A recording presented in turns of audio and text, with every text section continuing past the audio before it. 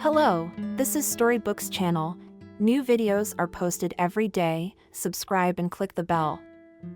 It was early spring outside. The snow was just beginning to melt, but all the puddles were already in streams, around which the children were running merrily, shouting and laughing. They all had paper boats, and some were floating real wooden boats made by their fathers or grandfathers on the weekend. Near a large tree, from which large drops of melting snow were falling, stood a tall for her age girl of 8. She looked longingly in front of her. She didn't have a boat. Her mom was at work, so she couldn't make one, and the girl had no one else, not even friends. They had recently moved to a new house, and she hadn't had time to get to know anyone, but she loved to go out. But it's hard to have fun when everyone is playing and laughing, and no one wants you. Molly sighed and pouted her lips in resentment. On a bench a little away from the brooks and trees sat a short old man with gray tangled hair and a gray-brown cotton jacket. On his feet were very shabby boots that must have been cold.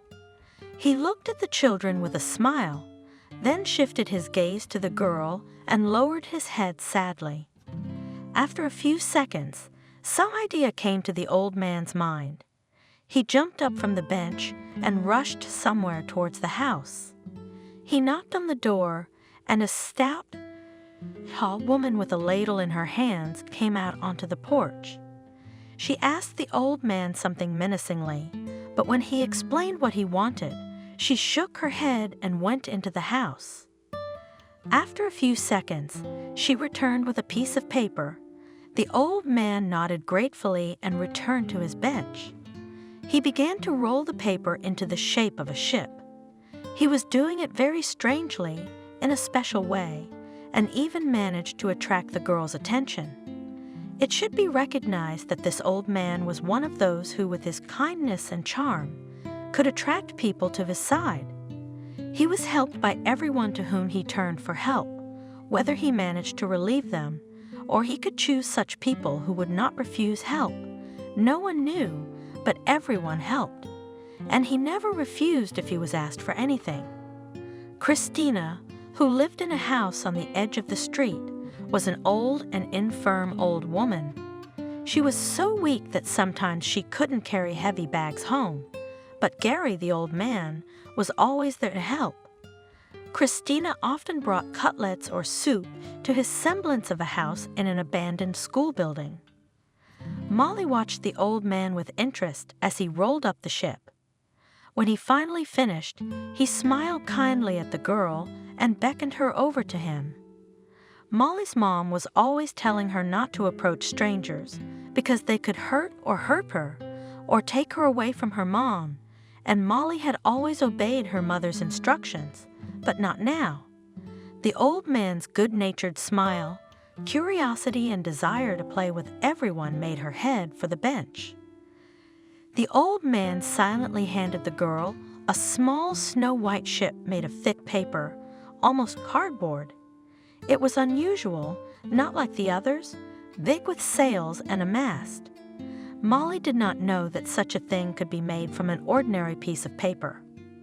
Her eyes lit up, and she looked at the old man as if he were the wizard Goodwin from the story she had read last weekend. The old man nodded at the creek, near where the children were playing, and smiled again. The smile lit up Molly's face, and she ran off to play with the others, as if this ship was a ticket to a world of friendship and children's games. Contrary to her wish, the girl did not put the ship on the water. She felt sorry for it. She ran with the boys, refused to exchange with the boys who offered their handicrafts. Molly had gotten attention and a willingness to play with her. She didn't need more. She turned to see that old man again, but he wasn't there. The bench was empty. Molly looked sadly at the ship and ran home. She would definitely keep it, no other way, because it was a gift from a real wizard. At home, Molly waited impatiently for her mother, who had to come from work in the evening, about 5 o'clock. The girl was so impatient to tell about the ship that she forgot to eat and did not even turn on her favorite cartoons, which went only on Saturdays and only at this time. She kept running to the window to see her mother's red coat or her blue beret, but her mother was delayed somewhere. When the clock hand went past 5, Molly began to worry. She would not leave the window. Tears almost came to her eyes. She remembered that Daddy had also failed to show up once, and she was afraid that it would happen again. But luckily, this time her fears were in vain. Molly's mom, Jennifer, came a half hour after the promised time. Molly threw herself on her neck, not even allowing her to put the bags on the floor and take off her shoes. "What's wrong?" Jennifer exclaimed. "I thought you weren't coming as Daddy." Almost sobbing, the girl said, "Sweetie." Jennifer hugged her daughter and squatted down. Molly, like most children, was often dramatic, but she was quite resilient. Her grudges for the rest of her life usually ended after a series of her favorite cartoons or after a scoop of ice cream bought especially for her. Now she wiped away her tears with her sleeve and smiled broadly. "Look what I have!" The girl shouted and ran off to her room. Jennifer smiled and shook her head, trying to get her boots off before her daughter arrived. Molly came running in just a few seconds later and held out a snow-white craft to her mother. Jennifer took it in her hands and bowed her head. She scrutinized it carefully and came across an embossed inscription. It was almost illegible, but there it was.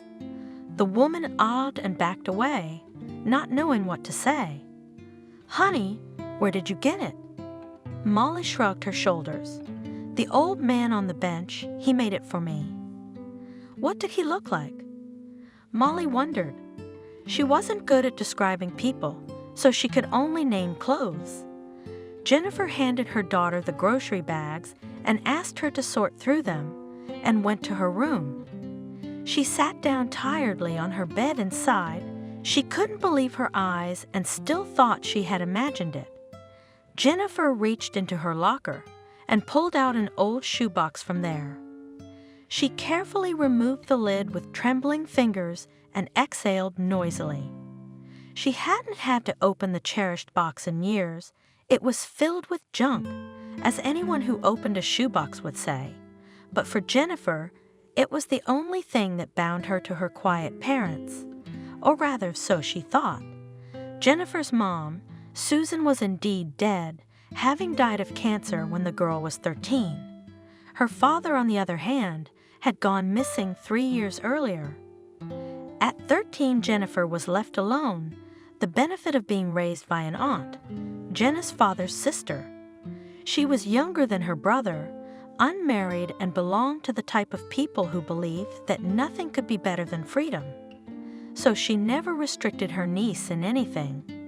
However, her upbringing too, she was not engaged, preferring to write memoirs, go to modeling shoots, and celebrate contracts with her lovers, which were at least 6 for the time that Jennifer lived with her. Except only the last one had lingered for 2 years, along with her son Michael. Jenna had never treated her niece with warmth or anything like that. She just didn't care for the girl. Occasionally she would walk into her room, look at Jennifer aloofly, nod her thoughts, and leave. At 18, she subtly began to hint that it was time for her niece to do the honors, or she would be too long in someone else's house. From then on, Jennifer started living on her own. She had been working part-time before, saving money for the future, and now she began to live on her own. 16 years ago, a 13-year-old girl sat on a narrow bed with flowered sheets. She was holding a ship made of paper.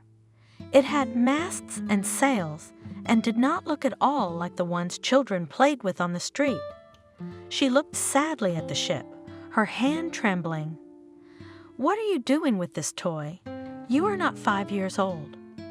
Rolling her eyes, asked Jenna, who leaned against the door and looked at her niece. She was a tall and thin woman with long curly hair and a very pretty face. The woman preferred to wear expensive brand name clothes and put on good makeup. Jennifer, as a child, often heard from her mother that it was unknown where she got the money for all this from. She never had a normal job, occasionally selling her graphomaniacal writings to publishers and receiving modest money for photo shoots as a model. "My dad made me this." Coping with her emotions, the girl replied and hid the ship in a small shoebox that stood next to her. When the lid was in place, Jennifer clutched the box to her chest. "Your father hasn't been with you for 3 years now. There's no telling where he is." Jenna shrugged her shoulders. "It's about time you started living your own life. Even though your mother, it didn't work out." Jennifer looked at her aunt with hatred and clenched her teeth. A storm of emotions rose at her because of mentioning her mother in such a negative way. The girl realized that she shouldn't quarrel with her aunt, with whom she would have to live for a long time, but she wasn't going to listen to such statements about her mother. "This is the memory of him. Only he made ships like this. I know, because no one else had them. He'd leave his signature by crumpling the sheet in a special way. Would you like me to show you?" Jenna raised her hands, shook her head, dismissed me from looking at the old paper. John was always scribbling something when he had nothing to do and sticking it to others. The look Jennifer directed at her aunt startled the woman. She chose to remove herself from the small room, leaving the girl alone with her thoughts. There could be no mistake. It was indeed the same ship. The side was crumpled and stamped with the same illegible letters as on the old yellowed piece of paper. Jennifer folded the 2 ships and closed her eyes. "What if I'm just making this up to myself?" The woman shook her head. For over 19 years, nothing had been heard from her father. It was as if he had fallen through the earth, and now, after all this time, Jennifer was seeing the same ship. What if it was just a coincidence? But Jennifer didn't believe in coincidence. She believed in fate. Maybe it was her desire to have at least one loving relative, except for her daughter, of course. But she was too young to confide her worries to her. Jennifer had never been an optimist, quite the opposite. Life didn't give her moments to believe in miracles or happy endings. First her father disappeared, then her mother died, and she was taken in by a self-obsessed aunt. At 19, it seemed that life was finally starting to get better when a young girl was in law school, she got a boyfriend, and they started living together. Then it seemed that everything would always be fine. But fate, or evil doom, never left Jennifer, only gave her a little respite. And now, years later, in her life again happened grief, the usual familiar grief. The woman was glad she had her daughter, but she was very afraid for her. Molly, in essence, was all Jennifer had left. And the tiny chance that her father was still alive had lit a long-lost hope in Jennifer's long-lost soul into a faint flame. "Molly?" shouted the woman, removing the box. She had never shown it to anyone, ever, after that day at Jenna's house. It seemed to be something private and intimate, something to be hidden and not given to anyone. "Honey, come here." Molly ran into the room, her face smeared with flour, certainly not escaping her mother's scrutinizing gaze. Jennifer looked at her daughter with that maternal look that made it impossible to lie. Lowering her eyes, Molly confessed, "I dropped the flour." "The whole packet?" Jennifer gasped, remembering that she had wanted to make cheesecakes this morning. "Why'd you get soaked?" "I thought I could clean it up before you got home." "Kids," the mother thought and shook her head. For a second the heavy thoughts disappeared from her head, and she looked at her daughter with a smile. Molly was the only ray of light in her life, and she wasn't ready to lose it either. "Okay, let's deal with the flour. You better tell me, where was that old man who made you the boat?" Molly sighed and tried to explain the place. Jennifer had grown up in this town, so she knew the streets and nooks and crannies well, but even she had a hard time understanding the place from her daughter's clumsy and somewhat awkward description. The garages next to the mini village? Jennifer shrieked when she finally realized Molly shrugged. If that's not them, I've completely forgotten the town. Molly didn't understand half of what her mother was saying, so she just nodded and pulled her by the hand into the kitchen. Come on, I'm hungry. Oh, you've been hungry all day. Will you have rice and a cutlet? The girl nodded and rushed into the kitchen. But let's get the flour out of the way first. Jennifer grinned. A heavy sigh sounded on the cool spring street, close to a small settlement. Or rather, it was not really a settlement, but a part of the city where private houses were preserved when the center and most of the districts were given for the construction of high-rise buildings. The inhabitants of this part of the city refused, and there remained a settlement of private houses. It was very small, but because of the heavy traffic and the large amount of trees, it was frequented by teenagers in the evenings and children during the day. Jennifer had no idea how her 8-year-old daughter had found the settlement when it was quite a long way from their apartment. The place greeted the woman with familiar fresh air and a view that hadn't changed at all. It was worth saying in the 10 years she had been out of town, the township hadn't changed the most. If in the city there were new stores, buildings, schools, and kindergartens, here stood the old grocery store, where probably still worked a tall, full Clara, who never tied her blue apron. Jennifer and her friends often ran behind the garages or sat on the village's shriveled playground. Besides, there were a lot of abandoned houses here, just a teenager's paradise. There were streams and puddles everywhere, but Jennifer remembered the way to the garages. She knew she wasn't likely to find anything there, but it was worth a try. Then she intended to ask around. In a place like this, everyone knew each other. Really? Jennifer grinned. The garages hadn't changed at all, except a little more dreary than they had been 10 years ago, and they were still standing close together. There was a path in the middle that teenagers ran around on, and one garage had an old 9-wheeler on it. No one knew how it had gotten there, but it had been there since before Jennifer had moved in with her aunt. Out of the corner of her eye, Jennifer could see the bench where the old man was sitting, according to Molly's stories, and in the distance there was an old oak tree, its branches spreading out for many meters, where the girl was standing. Jennifer looked around more carefully, hoping to find some hint of the old man who had made the boat. "Girl, you shouldn't stand where cars drive." A loud, very sonorous male voice sounded behind her. Jennifer turned indignantly toward the man and opened her mouth to say what she thought, but she failed. "Michael, you?" "How?"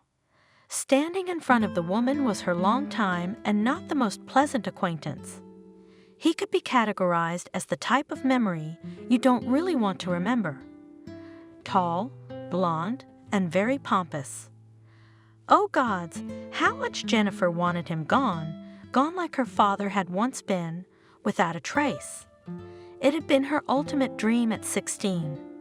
To meet him now was a complete surprise to the thoughtful woman. "I live here, but how did you end up here? That's the question." The man grinned. Michael was a year older than Jennifer, but had been in the same grade as her because of his father's many moves. He was in the military. A year after Susan, Jennifer's mom died, Jenna had gotten together with Michael's dad, and the boy had moved in with them. Or rather, he moved in with Jennifer, because he lived the next 2.5 years with her in the same room. It had been a bloody, awful 2.5 years. Jennifer preferred never to remember them. 13 years ago, a tall, blonde-haired guy flies into the room and throws his backpack right on the floor. It's light, hardly any textbooks in it, but it hits the leg of a girl who's sitting at her desk trying to do her homework. It's worth saying, Jennifer has always studied hard, tried to get good grades, but lately, because of having a named roommate, she moved out to study, so she had to do her homework when no one was in the apartment. Michael liked to hang out after school with his buddies. How many times do I have to ask you not to throw things in the room? The girl asked angrily, not turning around. She had already started looking for her old headphones to isolate herself from Michael's chatter. Yes, it was his favorite thing to do, talking while Jennifer was doing her homework. He pissed her off all the time. "This is my room, too, Prickle, and you need to stop worrying about order like this apartment is yours." Jennifer couldn't take it anymore and turned to face the guy. "You know, no matter where you are, throwing things on the floor, talking loudly all night, is unacceptable anywhere." Michael grinned and tossed a tattered tennis ball from one hand to the other. "You're too right, Petite. We're 9 months apart." The girl mouthed offensively and went back to her algebra homework. The headphones were finally plugged in, and Jennifer could no longer hear Michael's annoying, mosquito-like voice. Not long after that day, Jennifer lost her headphones. More correctly, they were ruined by Michael, who was tired of the girl ignoring his words. Jennifer even cried then. And now, many years later, Jennifer stood in the garages and looked at that same annoying and nasty face. Of course, they weren't children anymore, and Jennifer had long since become a mother herself, but childhood resentments don't just go away. That made her feel a kind of nasty suffocation on her soul, as if an encounter had occurred that she didn't want. In spite of her feelings, however, Jennifer smiled. "I've recently moved here." Michael shifted his gloves into another pocket and grinned. "I thought you had an apartment downtown, didn't you?" "I sold it." Jennifer replied briefly, "And no, I don't want to talk about what happened."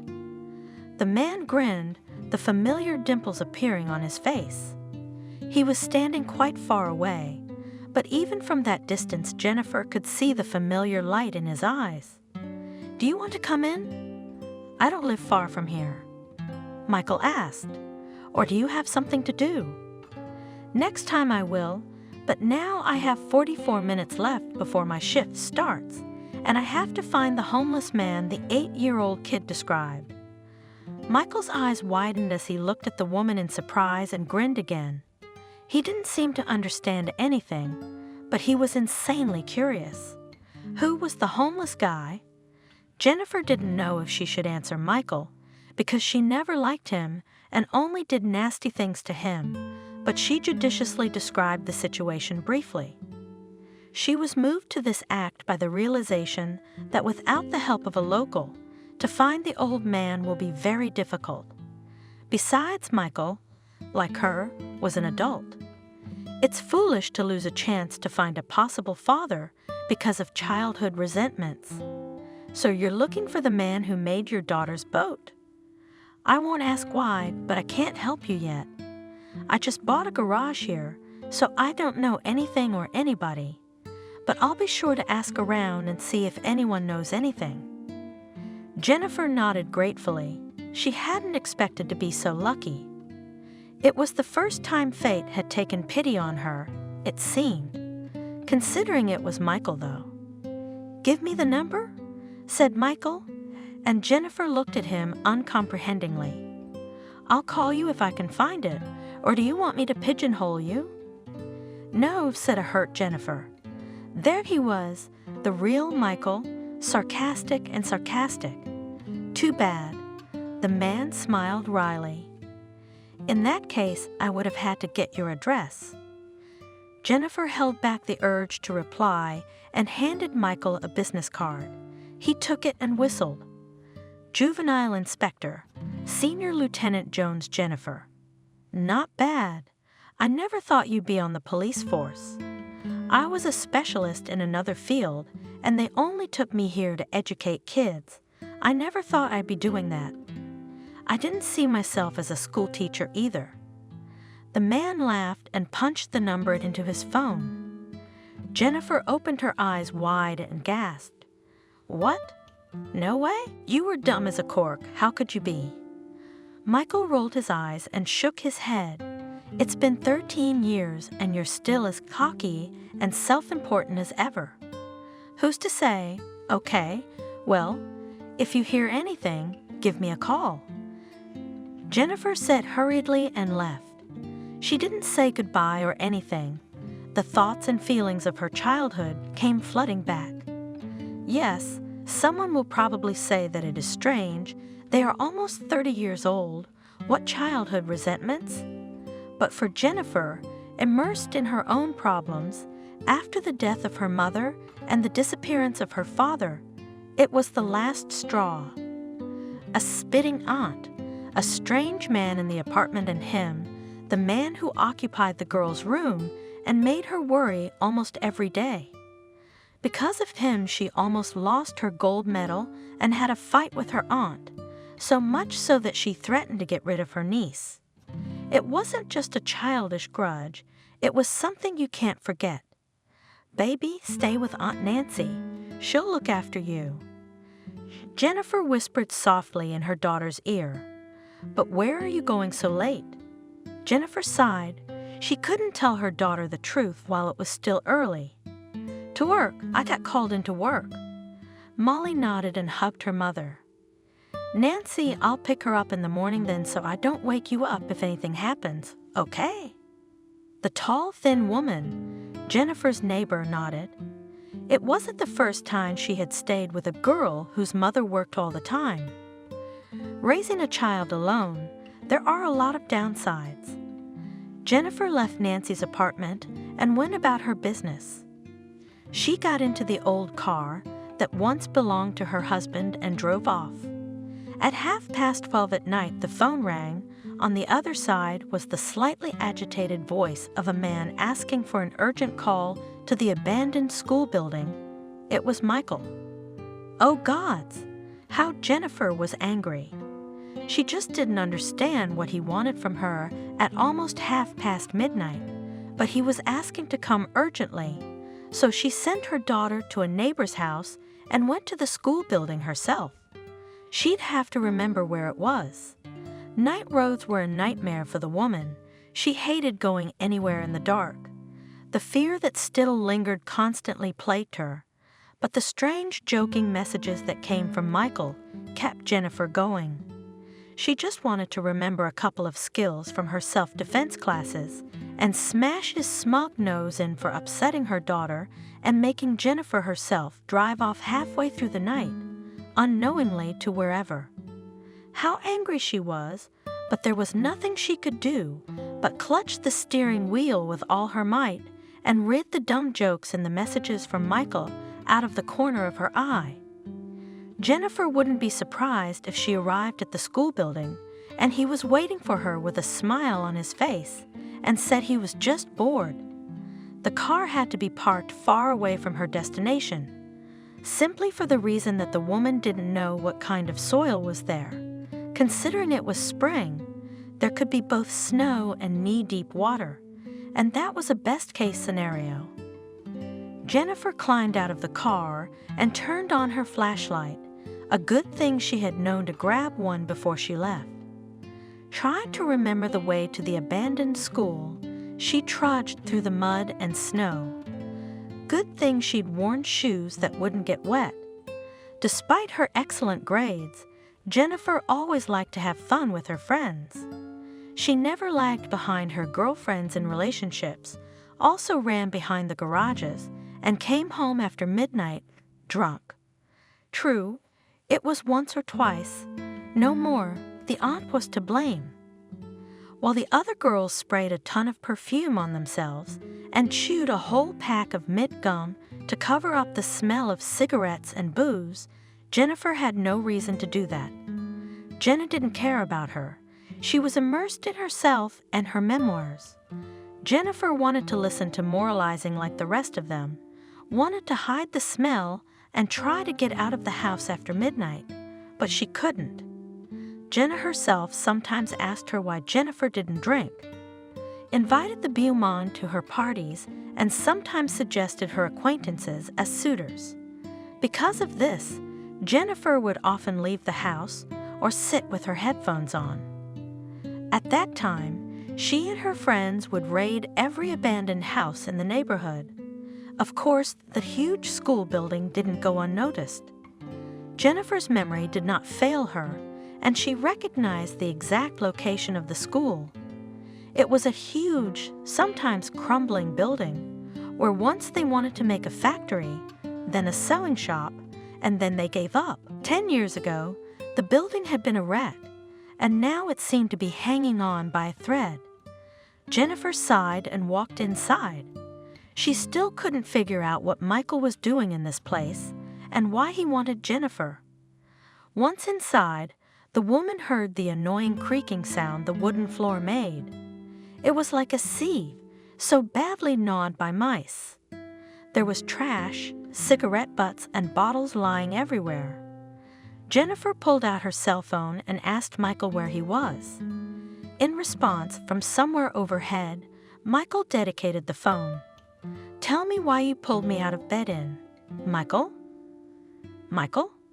Jennifer broke into a run, but the man's warning shout stopped her. Michael was hanging from a hole in the floor on the second floor. Apparently, he had fallen through it. He somehow kept his balance and even managed to hold his phone. "The floor is very flimsy. You climb up, you could fall through it yourself," Michael explained, dedicating himself to the floor. Jennifer nodded. She was well aware of that herself. "Why didn't you call the emergency services? You figured that since you got me in here, you'd be the one to get me out." An exasperated sigh echoed throughout the building. "The guys told me about a local homeless guy who lives at the school. They say he walks around, helps everyone, and they give him food and clothes. Are you sure it's him?" Jennifer asked excitedly, and then hesitated. "Okay, I get it. We'll talk about it later. For now, we need to figure out how to get you out. Maybe the emergency services?" Michael didn't have time to answer. The board beneath him began to make a sickening creaking sound. Sure, the height wasn't very high. He'd probably survived the fall, but it wasn't just the height. The first floor was full of beams, metal objects, and such. He fell on them. No ambulance would help. Jennifer awed and threw herself up the stairs. For a second, she was seized by memories she would rather not remember. Of that very day. She couldn't hear Michael screaming. She could only hear the damn boards that were creaking, crunching, and generally making too many noises that just kept the woman from concentrating. She realized the rescue service wasn't going to make it in time. Remembering the lessons of rescuing drowning people, Jennifer flopped to the floor as soon as she heard a creak beneath her. She prayed to God that she wouldn't fall. An image of a daughter who might be alone came to mind, but then another, darker and gloomier Jennifer crawled harder. Carefully pulling off her belt, Jennifer tossed one end to Michael. He tossed his phone back to the ladder and picked up the end of the belt. Jennifer grabbed some kind of beam with her other hand and began to pull. "Don't fly off after me," Michael warned. "I'm not going to." Jennifer parried and pulled again. Michael began to crawl out of the hole, but it was eerily slow, and the floor beneath them buckled harder and harder. The man was apparently stuck, thanks to the thick jacket that helped him not fall, but it was also preventing him from getting out. Jennifer still managed to pull Michael out of his trap. She was sweating and her arm was aching as the floor beneath the man. He slowly crawled towards the flimsy staircase. Jennifer descended to the first floor and sighed, shaking off her clothes and stretching her jacket. "You're insane," Michael pronounced and leaned against the wall. When one frame last year caught, their pirouettes had to do more pirouettes. The woman grinned. A second after she said that, a beam fell a couple of centimeters from where Michael was, fell to the first floor and broke in two with a crash, and both Jennifer and Michael stood with their eyes wide open. "About time," Michael said and exhaled. It could have been me. The angry look the woman threw at the boy was unmatched. For a second, it seemed that Michael would have chosen to go back. "Why did you call me instead of the emergency services? Are you sick of living, you idiot? Are you out of your mind?" shouted Jennifer, approaching the man. "You're an idiot and a moron. Are you scared for me?" Michael asked incredulously.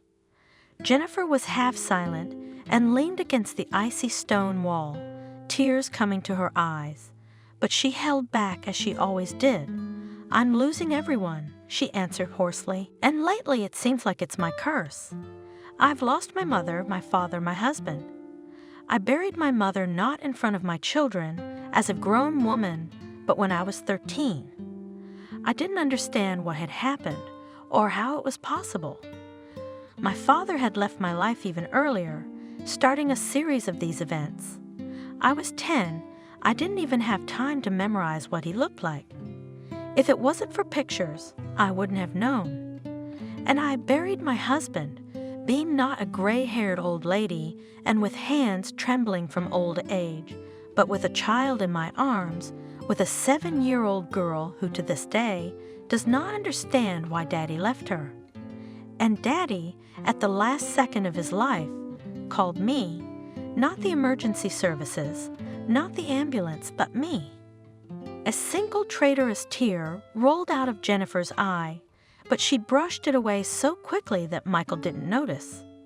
He'd been in an accident. The car had flipped over, warped.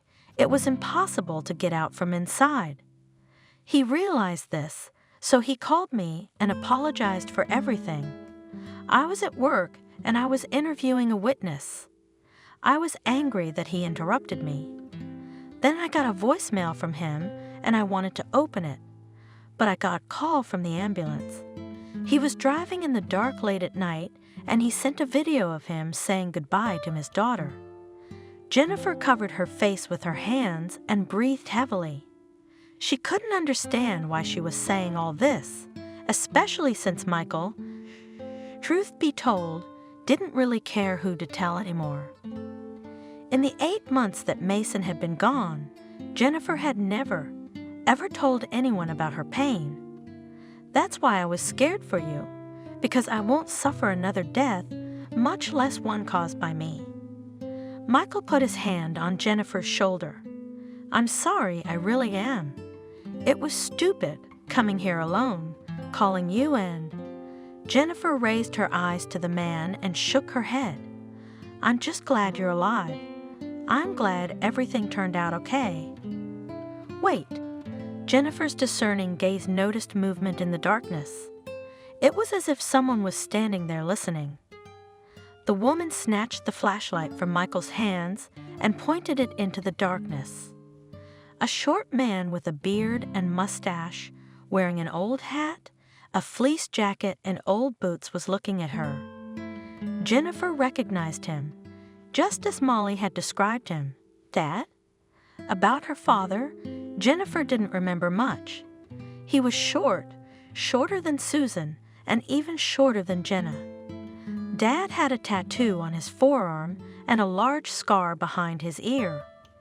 Jennifer didn't know where he was from, but she remembered her father telling more and more stories about his origins. At first she had believed, eventually she realized she was being lied to. Now an old man with gray hair, a sad, frightened look stood in front of Jennifer, and she couldn't understand at all. Was this her father or not? She took a step forward, but Michael grabbed her arm. "Father, what are you talking about?"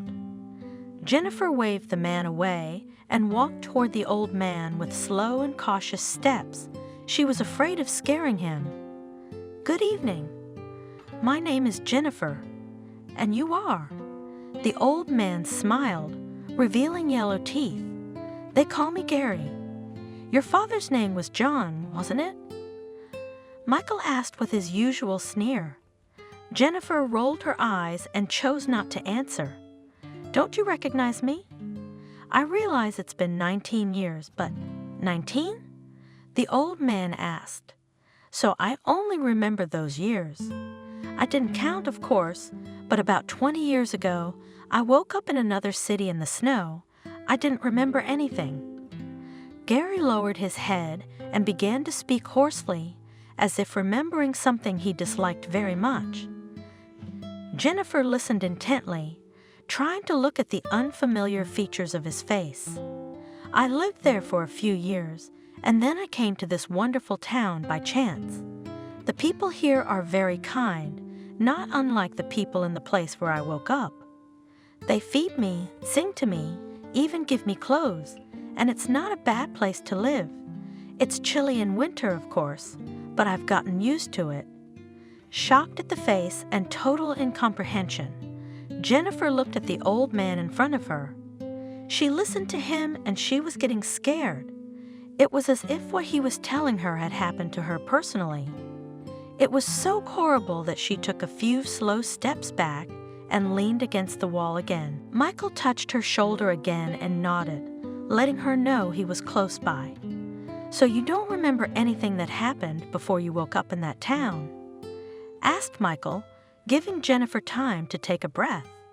The old man shook his head. "Do you have a tattoo of a ship on your forearm?" Jennifer asked. Gary blurted out a smile as he looked at the girl and rolled up the sleeve of the jacket that was wide to him. "Here it is, right here. Ships, you know, I've always liked them. They're beautiful, you have to admit. It's a pity we don't have a sea to look at this splendor." The air stuck in Jennifer's lungs and wouldn't come out. She looked helplessly at Michael and nodded. The man looked at the old man strangely. There was distrust and suspicion in his gaze. And the crescent-shaped scar behind his ear? Gary shrugged. "I haven't had to look in a mirror in 20 years, ma'am." The old man smacked his lips. Michael approached him and asked him to take off his hat. Behind his ear, there was indeed a big, thick scar like a crescent moon. The man turned to Jennifer and nodded. She couldn't hold back a sigh.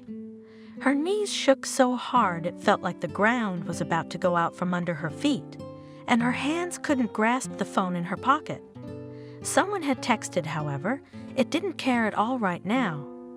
Jennifer reached in and pulled out her phone, and from under the case she pulled out an old, tattered picture of her father and mother.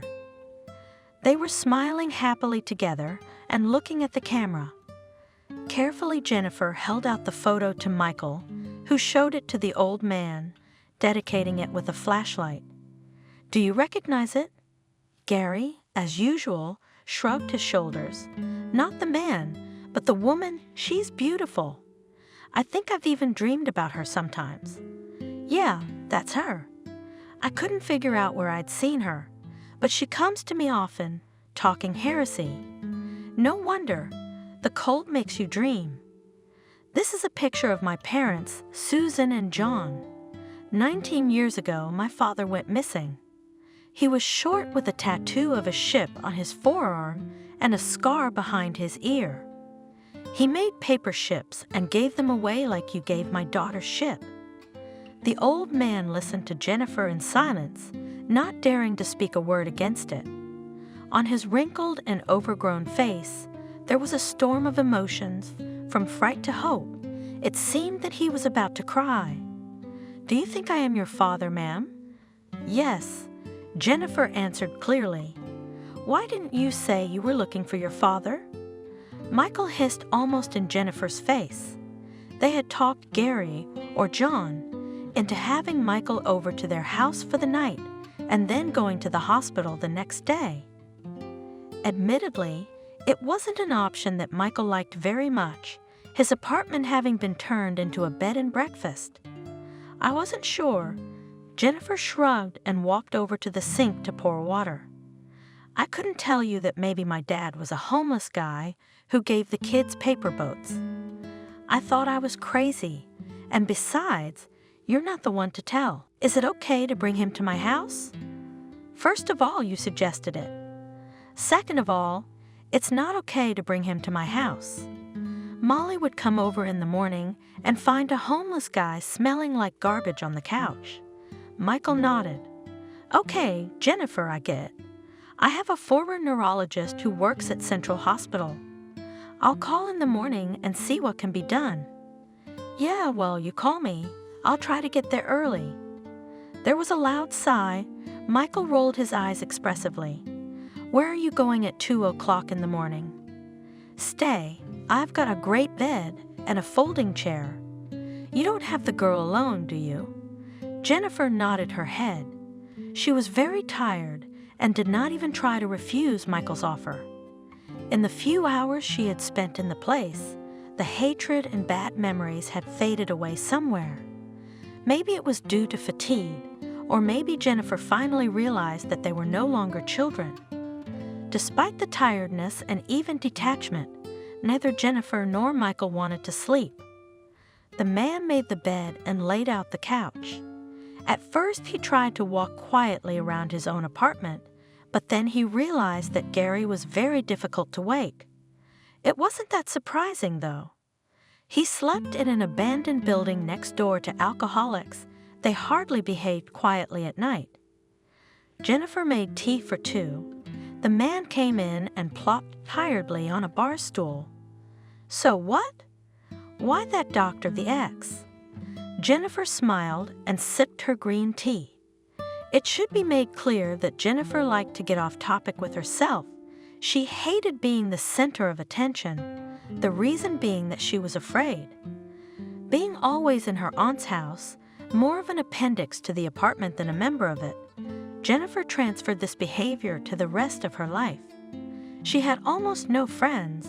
Those couple of colleagues from work and former classmates stayed in the neighboring town where the woman lived for the last 10 years.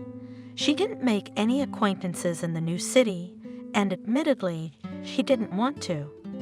So, for example, with Nancy, Jennifer met by accident, having mixed up the doors of the apartment. In the house where Molly and Jennifer live, not all apartments have a number, because the house was not built so long ago, and not even all the apartments have not yet sold. Those who have already settled in have put numbers on their doors, but Jennifer and Nancy, who have just moved in, have not had time to do so. Late at night, after socializing with one not very polite teenager who had been drinking, Jennifer was coming home and got the wrong apartment door. She banged on Nancy's door for 20 minutes before she called the police. It took the precinct officer a long time to sort out what had happened. Michael grinned and shook his head. Jennifer noticed that he was doing that a little too often lately. Do you care about that? Jennifer shrugged and took another sip of her tea. It was hot and flowed pleasantly through her body. Only now it was clear how tired, cold, and scared she was. It was a bad match. Jennifer laughed. Who better than me to know that it's almost impossible to get along with you? Michael smiled. But that phrase is almost always an excuse. So what happened? Did you cheat on her? No, of course not. The man brushed it off. It's just that she wanted children. All her life she dreamed of a lavish wedding and a family, and I was 22. I'd just gotten back from the army and admittedly wasn't going to have kids for the next couple of years. Of course, we tried to live together, to stop fighting, but in the end she left. Michael smiled sadly and sipped his tea. No sugar. Remember, it felt good. It's hard to forget. I used to run into the kitchen and make you tea 5 times a day because you were lazy. Maybe I liked you taking care of me. No, you just liked messing with me. Jennifer grinned, leaning back against the wall. While Michael was gone, she had time to look around the apartment a little and was generally surprised. Despite the outside clutter, it was clean. The one-bedroom apartment resembled the one Jennifer had lived in with Jenna. A large room, a living room, and a small bedroom. The kitchen was surprisingly done up in very nice modern colors, with a tall table and a few bar stools. It wasn't hard to tell that the man lived here alone, though. There was one pan on the stove, one plate and fork in the sink, and one cup on the countertop. Jennifer had to work hard to find the other cup. So what's your ex-girlfriend's name? I figured you just don't want to talk about your dad, right? Okay, I'll play along. Her name was Mary, and it is. She's a lovely girl, a great neurologist, and probably a good wife, and she's also a mother. She had a son a few years ago, and surprisingly, I became his godfather. No way! I always thought it was hard to keep good relationships with exes. How would I know, though? My husband was my only partner, and he died. How tragic and pathetic. He died and I stayed. It's weird to start a new one. Do you have someone in mind? Isn't there a young English teacher in the school? Michael grimaced. Wendy? She's still working. Jennifer stepped forward and opened her eyes in surprise. No way. She's 90? 82 turned 82 at the beginning of the year. Gods, she's still telling stories about what it was like in England in '56. Jennifer couldn't stop laughing. It seemed like someone had jammed the on button. I can't understand how you got to school. Laughing back, Jennifer said, I could never associate you with a teacher. Other than a felon, did you ever associate me with anyone at all? With a smile at the corner of his lips, Michael asked. The silence was more eloquent than any phrase. Jennifer had never really seen Michael as a good person, never thought he would become anything more than a class bully. There was a time when there was no work at all. His father had finally drank himself into oblivion, started to lose his mind. Yes, Michael was shifting a mug of tea from hand to hand. There was nothing to live on, and my neighbor worked at the school as a vice principal. She retroactively enrolled me in some pedagogical courses, and in September, she got me a job as a teacher. Hodabich had just retired. They called Hodabich an old history teacher who wore a long beard and was bald. Surprisingly, I liked it. The salary, of course, is not great, but you can live. I graduated as a history teacher, and now I have 2 jobs and classroom management. Jennifer and Michael talked a little more about other things, about work, family, and the past, though they mentioned the past only in passing, trying not to talk about how they felt about each other. Jennifer, for the first time in years, closed the gestalt of resentment over what she thought was a spoiled childhood. Thank you, the woman said as she and Michael went to bed. The man gave her a perplexed look for keeping the conversation going and keeping me out of it. He didn't let me think about what was going on with me and my father. You're welcome. Michael replied simply and succinctly. I've always done that. I'm not used to it. What are you talking about? Jennifer asked, confused. When we lived at Aunt Jenna's house, it happened a lot. She'd say something to you, and you'd get caught up in the words, the thoughts. It was obvious you couldn't handle the flow of thoughts and nonsense in your head. Is that why you were talking nonsense? Were you just trying to distract me from thinking? Michael shrugged. Sometimes I just like to piss you off. He said and went into the bedroom, where he went to sleep in a small and hardly comfortable chair, leaving Jennifer alone with her thoughts. She couldn't believe it. She was really stuck on what she had been told. Jennifer spent long periods of time thinking about problems and solutions, and was aware of the problem, but she could never think that Michael noticed it. However, they had lived in the same room for several years. It would be strange not to notice it. We'll have to do a lot of tests, of course, MRIs, blood tests, and so on. Plus, it's important to get him at least out of the state he's in right now. Nervously, Mary turned around to the door of room number 8, where Gary was lying. Since he doesn't have any identification, my hands are tied. If the story Michael told me is true, you should start recovering your papers immediately so we can begin treatment. Mary was a petite blonde with square glasses, a round face, and dimpled cheeks.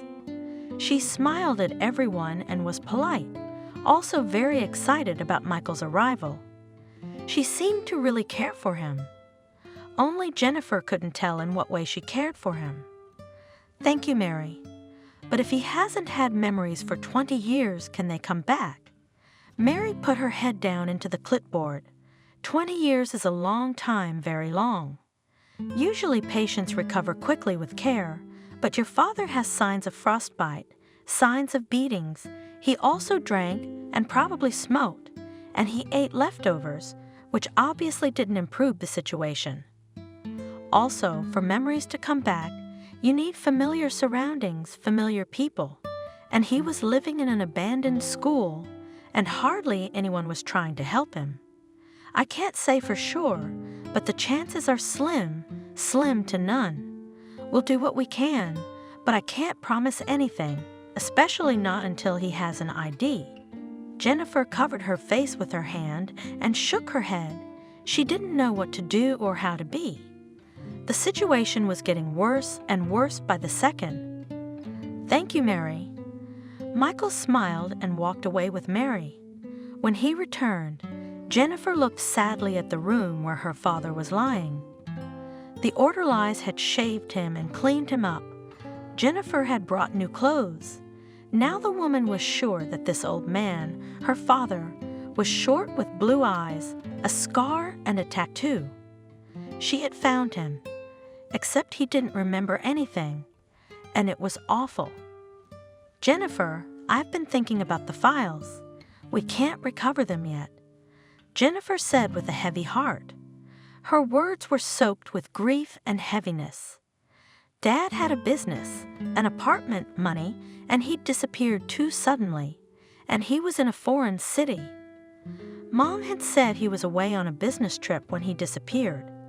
He flew away, but he couldn't come back, and I think there's a reason for that. He's clearly been helped to forget his life.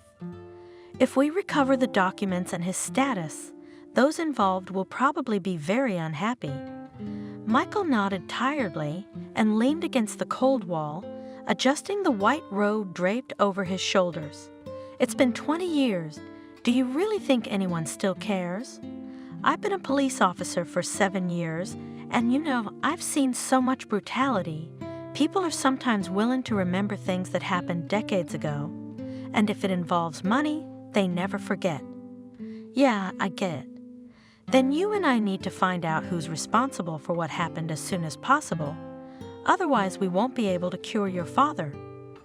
Thank you for helping me and not going against my better judgment." "You're welcome." Michael chuckled.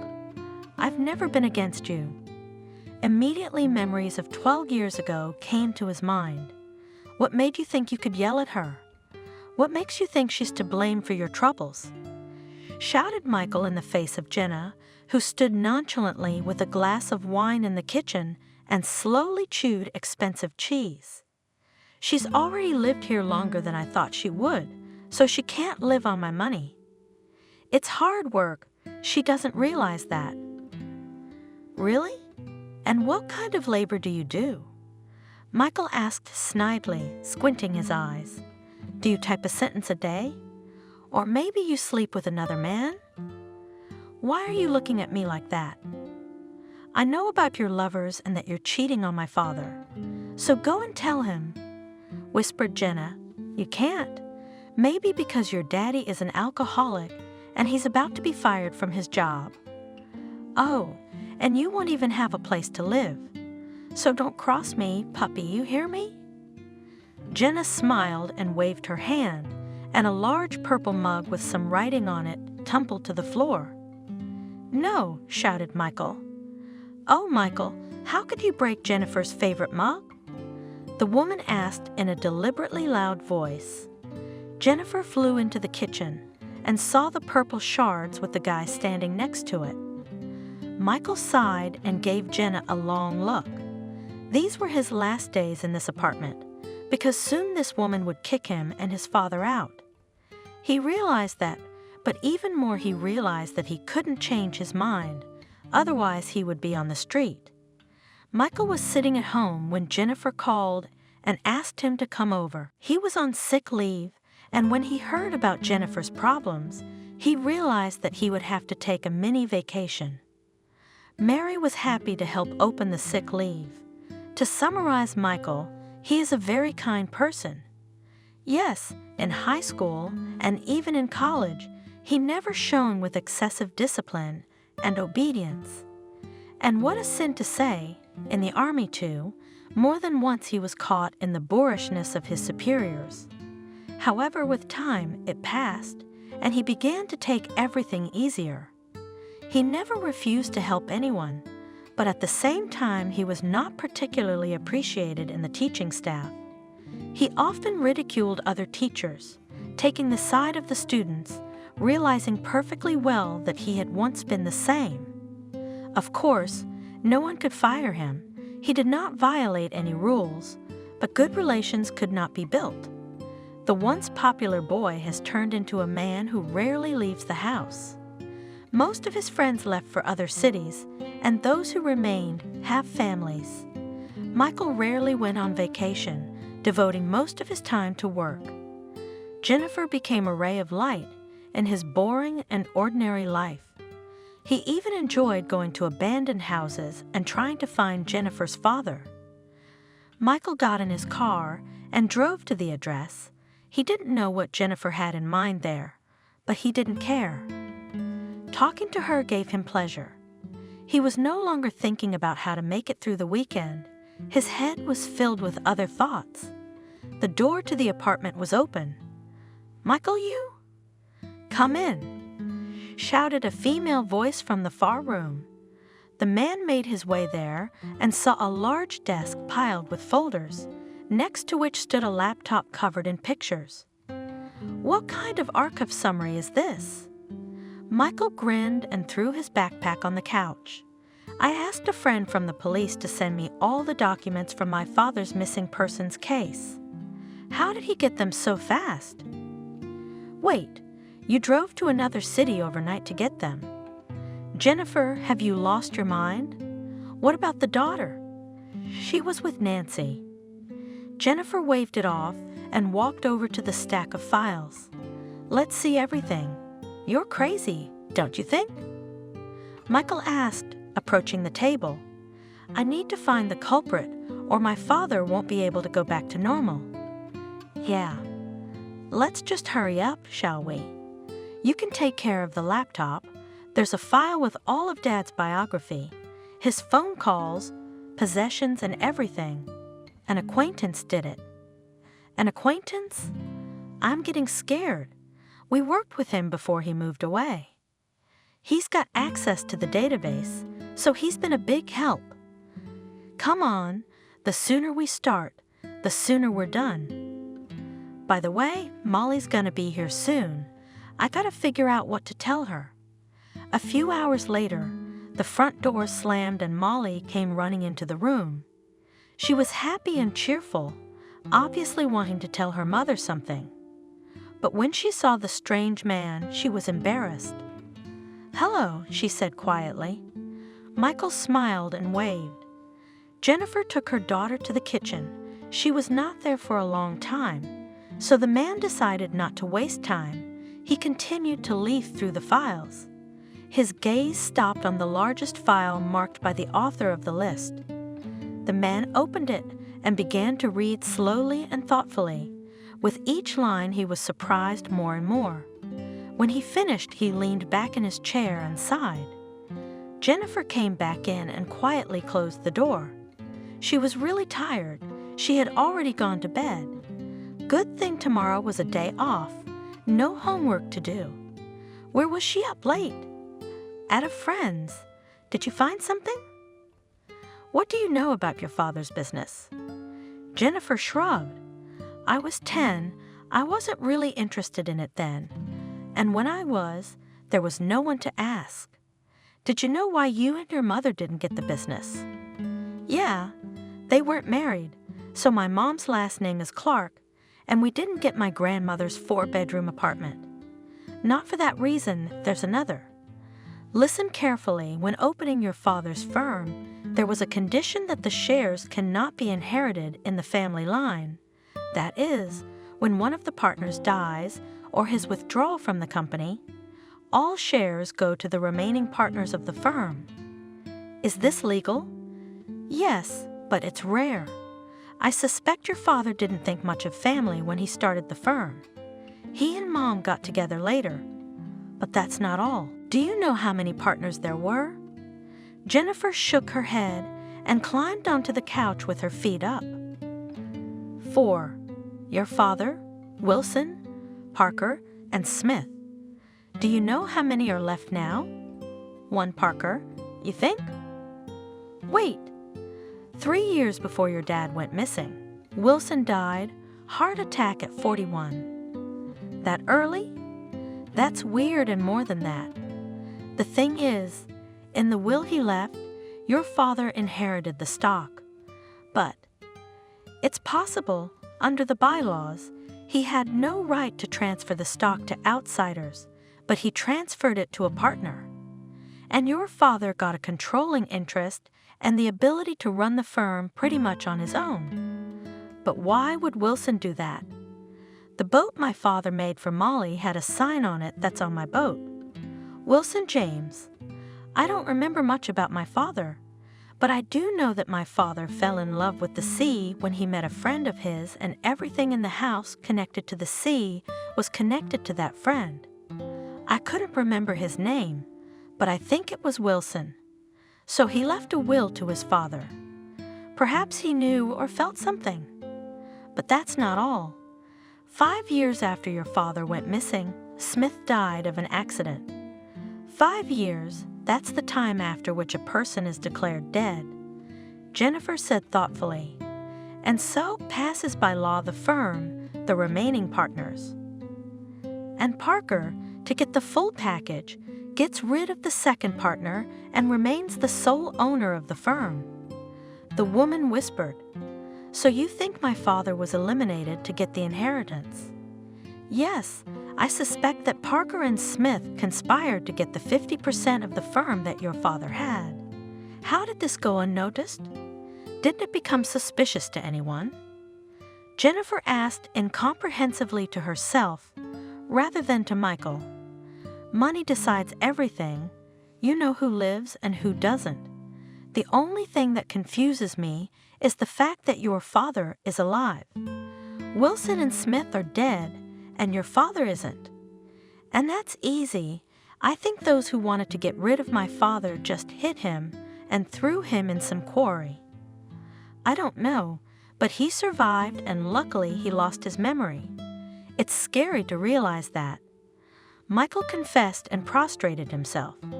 "Do you have any coffee?" Jennifer nodded and got up from the couch, her eyes a little hazy. She wasn't looking around. Her eyes were focused on one point. "Are you okay?" Michael asked gently. "So is there coffee?" A few minutes later, she was already standing with a coffee pot and brewing coffee. "Aren't you busy tomorrow?" "Why don't you sit with Molly?" "I'm going to go into town and visit Parker. I want to ask him something." Michael, who had been sitting at the table before, jumped up and in 2 steps was next to Jennifer. "Are you out of your mind? We assumed a minute ago that he was responsible for 2 people being dead and 120 years without memory, and you decide to go straight to him and claim you know he's a criminal."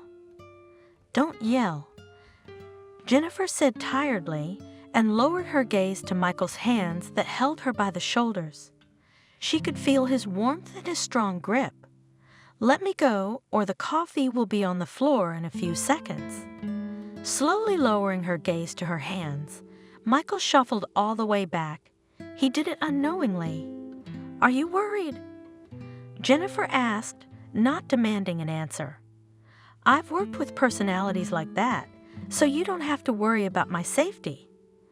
"I'll go with you," the man said firmly. His confident gaze looked directly at Jennifer. "No arguments." "Yeah, I get it. Why are you bothering with me and my problems?" Jennifer asked as they sat down at the table and began to drink coffee. Michael was taken aback and looked at the woman uncomprehendingly. "Well, when I met you, the negative emotions that I experienced as a child flared up in my soul. It's childish, I know. Well, haven't you ever had that?" A quiet chuckle escaped Michael's lips, and he shook his head. "No. Maybe it's because I've never felt negative about you." Jennifer gasped. "What do you mean? You were always building a sneak attack." "Yeah, you said you talked nonsense when you didn't want me to dwell on my thoughts, but that wasn't always the case. I mean, you broke the mug my friends gave me, you broke my headphones, you made fun of me at school, and even blew off boys I dated. You were ruining my life." Jennifer spoke slowly, trying to control the emotions that had suddenly flared up. "Remember the new headphones for my birthday?" "Yes, that was the only gift from Aunt Jenna in all the years." "Why are you looking at me like that?" "No. Wasn't that a gift from her?" Michael grinned. He squinted at the woman, trying to figure out how someone so smart and savvy could be so stupid at times. "The guys and I worked part-time during the summer, and I used the money to buy them. I didn't have enough to buy them, though. I had to borrow some from my father. It was his stash in case of a hangover. He gave me a hell of a beating." Jennifer looked at the man confused. She gently took his hand and tilted her head. "Why?" "You needed them so you wouldn't listen to me. I saw how worried you were about them. I thought you hated me, and you did. I liked you, Jennifer, and I was a silly boy who expressed sympathy through. You understand. Trite, huh?" Jennifer stared incomprehensively in front of her. In an instant her world had been turned upside down. She could sense that something was wrong, but could never quite figure out what. Coping with her emotions, the woman jumped up from the table and announced, "It's decided. We're going into town tomorrow. Jennifer, darling, is that you?" "Were you about 13 when I last saw you?" asked Kevin Parker, an older man in an expensive suit. He jumped up from his chair as soon as he realized who had come to see him. Michael and Jennifer eyed the man warily, not understanding why he was so welcoming to them. He took them to the local cafeteria and ordered a few not-so-cheap meals himself. "Don't worry, I'm paying. After all, this firm was built by your father's labor and sweat, so it's a shame you couldn't find him. It was you who paid for 8 years to find him." Asked Michael, and Jennifer looked at him shocked. "Yes, I had hoped to find something, but he just disappeared into thin air. All your partners have disappeared strangely, don't you think?" "Uh-oh. I recognize my father's grip." Kevin grinned and smiled sadly. "Yes, it was. I honestly could never believe it was an accident. First James, then John, then Jack. One after another. For 6 years, I only took the garbage out with the guards. I was afraid I'd get the same fate. Weren't you the one who set up that account?" Jennifer asked snidely. "No, I had no reason to. At least Jack's death. After your father went missing, I got the controlling interest, not Jack. Well, I mean, he split it between us, but I got 51%. But what's 100 better? Young man, you've probably never run a big firm on your own. Believe me, it's not that easy. I was going to give some of my shares to Jack to do the main management, and Jack knew about it, along with some lawyers who were drawing up the contract. And then Jack died by accident, and there was definitely an accident here. 2 other workers died on that construction site. There was a safety violation. The site was just shut down. It's all in Jack's file, so I had nothing to do with it." Kevin smiled sadly and sipped water from his glass. "Besides, I had nothing to do with John's disappearance. I had no idea what time he was going home. only Jack knew his flight time. Jennifer looked at Michael with confusion. If Kevin was to be believed, their version was crumbling before their eyes. And Jack Smith, how had he behaved in the years since John had disappeared? Michael asked gently. He was always calling someone and nervous. I was sure he'd just gotten himself a woman. You could hear in his voice that he was calling a woman, and that was just normal for him. He was always very jumpy and restless. They say that's why he died. You have to stay calm on a construction site. Jennifer and Michael asked Kevin a couple more questions and left. Already in the car, they looked at each other confused. You don't think it's him? Not only did he spend 8 years paying for the search, but he also erected a huge monument to your father. I read in the files he was actually going to give 10% of the shares to Smith, which would have made him the leader. I don't think he just changed his mind and decided to take him out.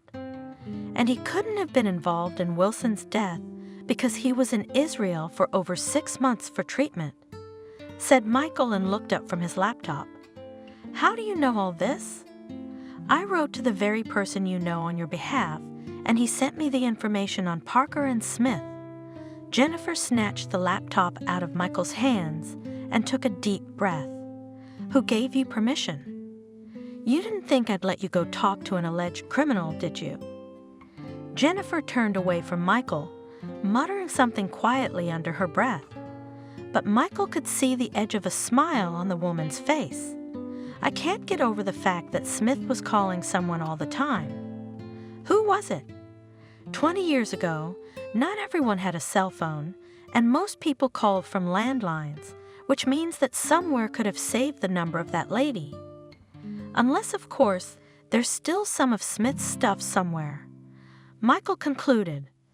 Jennifer grinned and started the car. I read something too. I can't believe you got into the house. Michael hissed and sneezed. Jennifer drove them to the house where Smith once lived. Because he had no one, the house was left vacant and was just another abandoned building. Nobody actually lives here, so I don't see anything wrong with that. You ripped the boards off the windows with a tire iron and climbed in. Michael objected. Oh, it's nothing. We'll write it off to the teenagers. She shrugged her shoulders and walked on, shining a flashlight on her way. Here, shouted Michael. Jennifer walked over and saw the phone with the phone book next to it. How will we know which number we need? The woman shrugged and opened the dusty old book. Michael and Jennifer sneezed at the dust rising. So many years had passed after all. The book flipped through very quickly. Pages skipped until Jennifer saw a number written in red pen. Judging by the spread of the book, it was the page that had been opened the most, and the number had been circled several times in pencil. It wasn't signed, Michael noticed. It doesn't need to be, Jennifer said sadly. I know it by heart. They walked outside in a terrible mood, not knowing how to react to the news. Michael looked directly into Jennifer's eyes. He moved closer to her and kissed her. Jennifer was taken aback. What are you doing? You just broke into the house, found the culprit, well, almost, and probably helped your dad. You're awesome, you know that? You're not what I thought you were either. Jennifer confessed and blushed. Is this the first time in your life you've ever admitted you were wrong? Michael grinned, and Jennifer punched him painfully in the shoulder. You can't make me change my mind. Jennifer smiled imperceptibly. Jenna, is that you? A tall man in black clothing asked, holding out his ID card in front of him. Did you know Smith Jack? Asked the investigator to Jenna when she was at the police station. No. The woman replied hysterically. Your phone number was found in his address book, and there are witnesses who saw you together. So what? He was my lover. Jenna stuck her head up high. Yes, and also the mastermind behind the attack on your brother. He was the only one who knew when he was going home. John was attacked near the train station. An attack? Screamed Jenna. Are you out of your mind? Why would I hurt my own brother?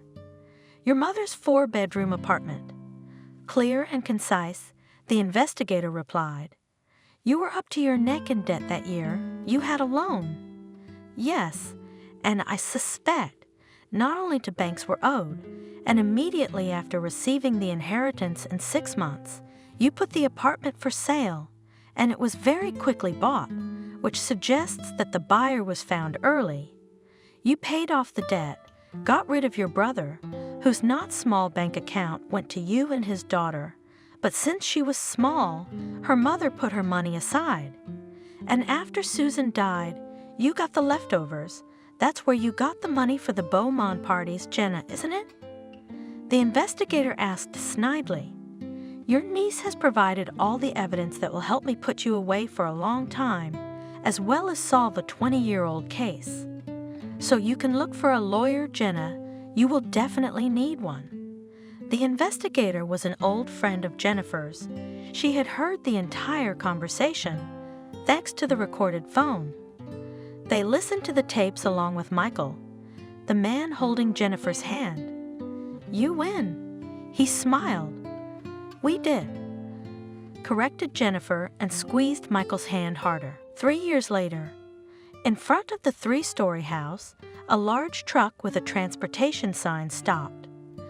2 uniformed men got out of the truck and walked toward the house. They had keys. An older Mazda parked next to the truck, from which a blonde-haired man with a large bag on his shoulder got out. He looked around the area and opened the back door. A tall girl, about 11 years old, stepped out. She was smiling cheerfully and looking around, hoping to spot something interesting.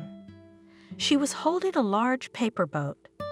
A short, bald old man with a beard got out of the passenger seat. He shouted something to the porters. Where's Jennifer? John asked Michael in a husky voice. Was she supposed to get here before us?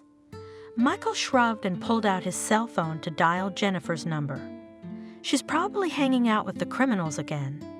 Such nice weather, she's working again. The old man complained. Nature was in full bloom. May was in full bloom, the smell of lilacs everywhere. The sun was shining so brightly that it seemed as if summer had already arrived. The trees were covered with little leaves, birds were singing on all sides, and the pond behind the house glistened in the sun. It really was grace, not weather, but Jennifer was at work again. She had been spending too much time there lately. That was Michael's opinion. Uncle Michael, look. Molly shouted and pointed to the road, where a police car with flashing lights was coming almost at full speed. About 100 meters from the 3-story house, she turned off her lights and began to slow down. The police Ford stopped in front of Michael. Jennifer jumped out of the back seat and waved to the driver and his partner. Thanks, guys, I'll owe you one. Good luck. Jennifer turned back to her family and was met with shocked looks. Why, you actually took my car, so I had to improvise. Where have you been? Michael asked. Were you going to miss the housewarming party? Jennifer rolled her eyes and walked toward the house. She was in a great mood, and even the nagging of her favorite person wouldn't ruin this beautiful day. For the first time in years, she felt at home. In an unfinished building, where they had just brought the sealed furniture, but this place was truly her own. Her whole family would gather under one roof, and for the first time in a long time, the woman felt happy. By the way, were you supposed to be at work too? Jennifer remarked snidely, showing the movers where to carry the big couch. It was your class that put on the Metallica concert near the principal's house. You got a call, but you didn't answer. I don't take work numbers on weekends. Michael muttered and wondered what kind of reprimand he'd get on Monday when he got back to his favorite class. The head teacher had told him not to take those slackers, but how could he refuse them? It was almost impossible. Oh, he'd probably lose his bonus. Although it would seem, what's he got to do with it? End of the year guys are out for their last free year. Why touch them? Snapping her fingers in front of Michael's eyes, Jennifer chuckled and walked into the house. These blackouts often happened when the man was thinking about something. It had been especially so in the last year. If someone had told Jennifer 15 years ago about what Michael would be thinking, she would have twisted her finger at her temple. Molly ran into the house first and immediately rushed to the second floor, where she chose the largest and most beautiful room. True, there was nothing special about it yet, but Grandpa already had a plan to please his granddaughter. John had not recovered all of his memory, but he had definitely gotten some of it back. He couldn't testify at the trial against his sister because the doctors wouldn't give him permission. However, the prosecutor still referred to his memories. However, and without his help, Jenna was sentenced to 11 years in a general security colony, and all the money and the apartment returned to the owner. It is worth recognizing that Mary turned out to be a good doctor. The first successes in the treatment of John appeared after a couple of months, and 6 months later he already remembered his daughter. A year later, he remembered almost all the events of the last 30 years of his life. However, it was very difficult to fully recover his memory. Jennifer has never been able to get from her father's memories of how he met her mother. Yes, and much that was before the birth of his daughter, he did not remember. However, that didn't make him any less loved. Molly almost immediately got used to her grandfather, spent a lot of time with him, and often asked for help. John taught his granddaughter how to make ships out of paper and was very happy to have a family again. He recalled with a sad smile the years he spent on the streets. Michael also became friends with his father-in-law, although it must be admitted that for a long time he could not get used to him. His grouchiness and slight arrogance kept John from trusting his son-in-law. Jennifer was walking up the stairs to the top of the stairs. She took Michael under her arm and pulled him to the third floor. There was the largest room with a huge window and a small terrace.